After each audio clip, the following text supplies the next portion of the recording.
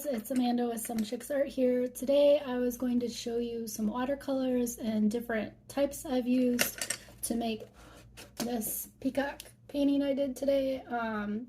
It's a mixture of things, mainly loose watercolor. I did do a little bit more details on the peacock, so I'll probably go and finish it some more later, but I wanted to at least show you some of the techniques and some of the different items I use. So I have tons of different watercolors I want to show you. So the first one, what I use mainly for the base, is something I found on Amazon, and there is all these different colors on this palette that is very useful to blend and to get all the different types of shades that you might need. And so that's what I use normally for my base when I do watercolors. Then I if I want to, I will add more details with watercolor markers, which are actually really cool. They have so many different colors, so many different brands. There's this paint mark brand, and then I have this giant set here. This one's really cool. And it just has a wide variety of colors. And this set actually gives you, there's a tool that has water in it. So this one you can blend your watercolors. You just squeeze a little bit of the water out here, and you just blend your watercolors with this wet brush that you only have water in it. So as you can see, all the colors here. Oops. So there's tons of different colors. And same with this other brand I have, has tons of different colors as well. So you'll see how I use those. And then I also have watercolor pencils, which, again, a whole different technique. You can get some more thin lines and really get the details in there, and then go over it with water if you wanted, or you can blend with water. So that's really cool to have those.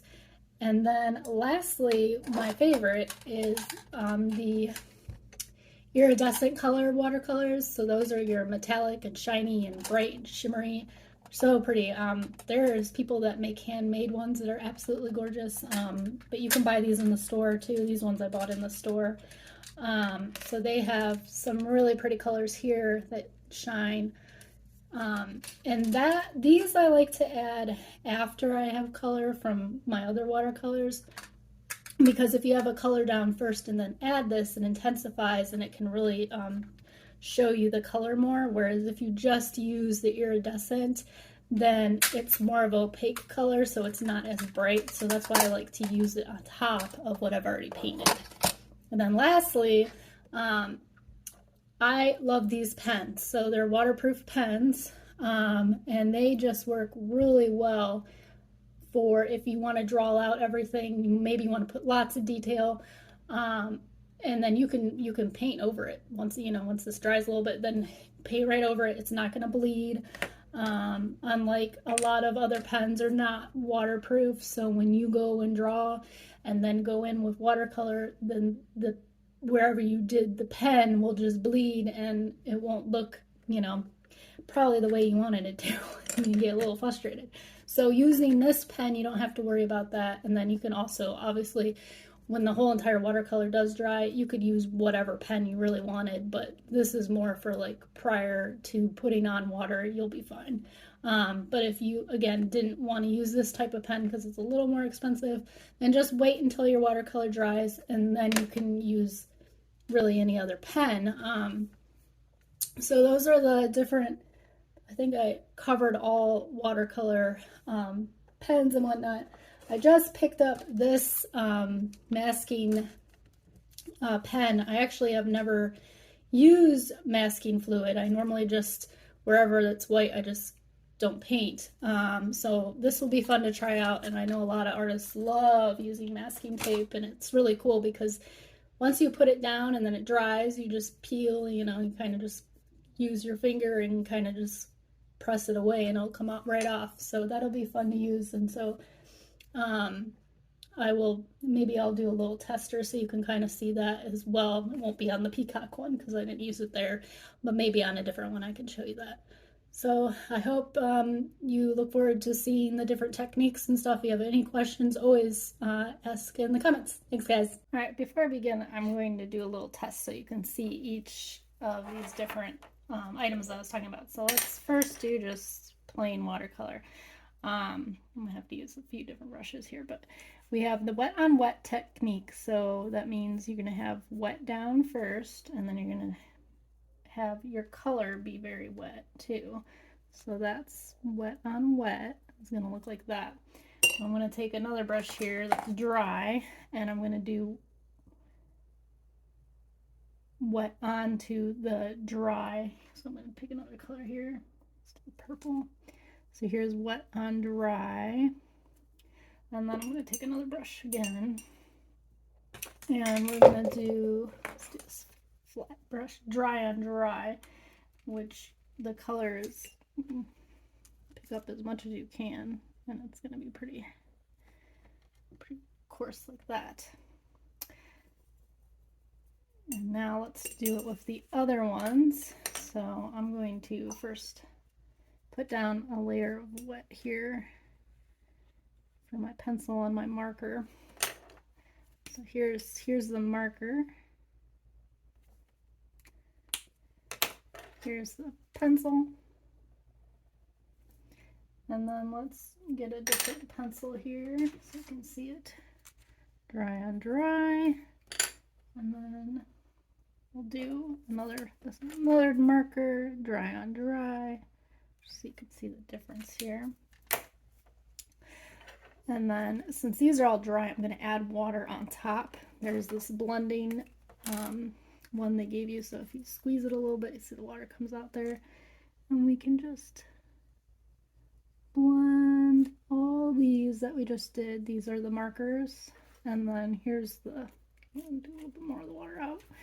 Here's the pencil, so you can kind of, for the pencil, you're going to have to kind of go a little bit harder to get that color, where the markers, the color is going to bleed pretty good.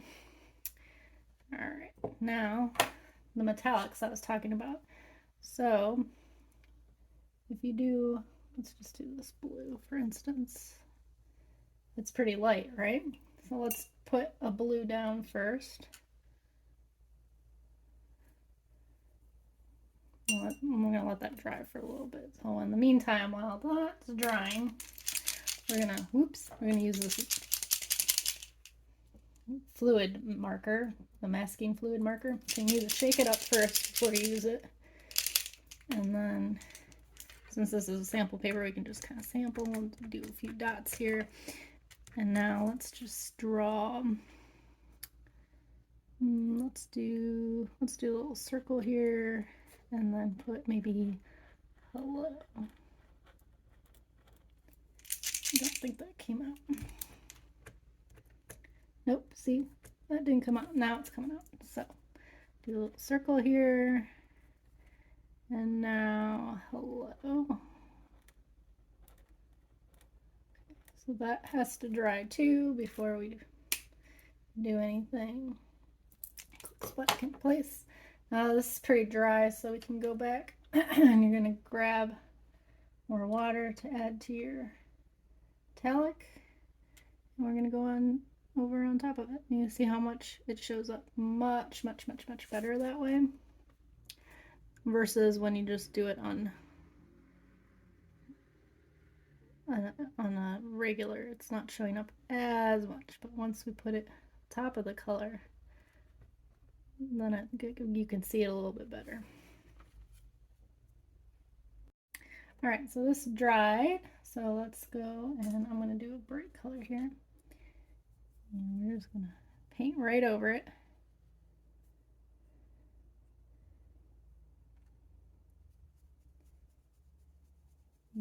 See it? See where the water is pulling from where it's at. We have a spot here, and then we had the word hello in cursive here, so you can see. So now you're going to let this all dry, and then once that's all dried, then you're going to carefully peel it back, which I'll show you later once it dries, and that will leave that area white that you needed to be white. While that's drying, let's just go over a few little techniques. You're going to see me paint the peacock, but I'm also going to just kind of do some techniques with you just to kind of show.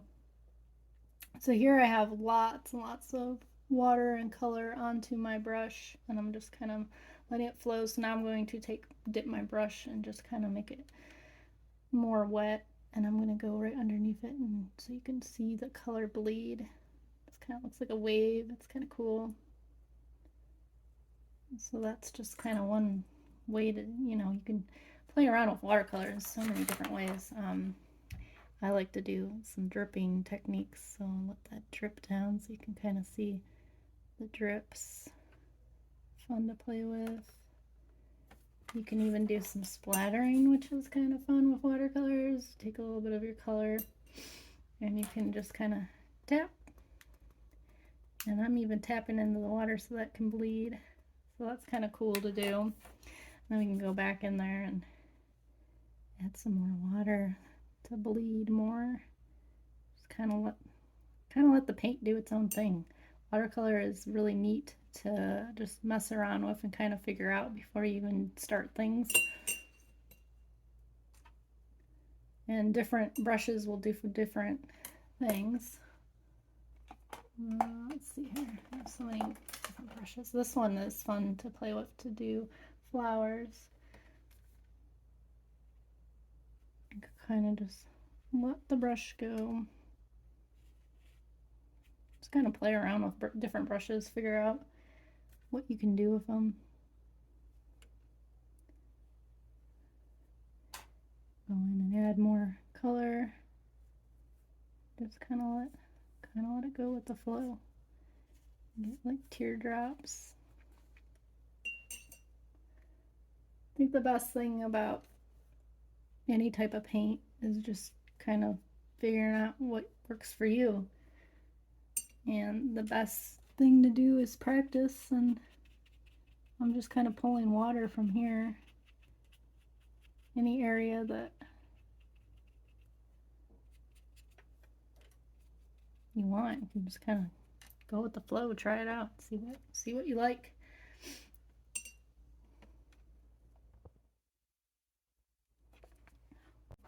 All right, let's get to painting here.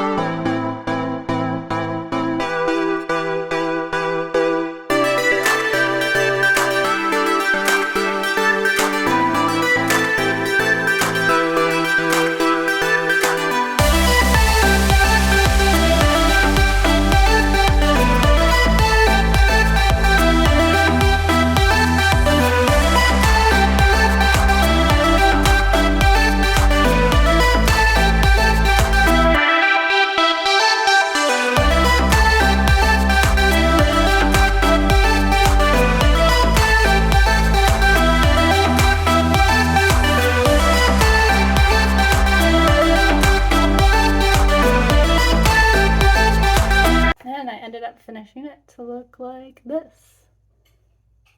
I hope you liked the little process video of how I made that. Hope you have a great day. Any questions, remember, just leave them in the comments. Thanks.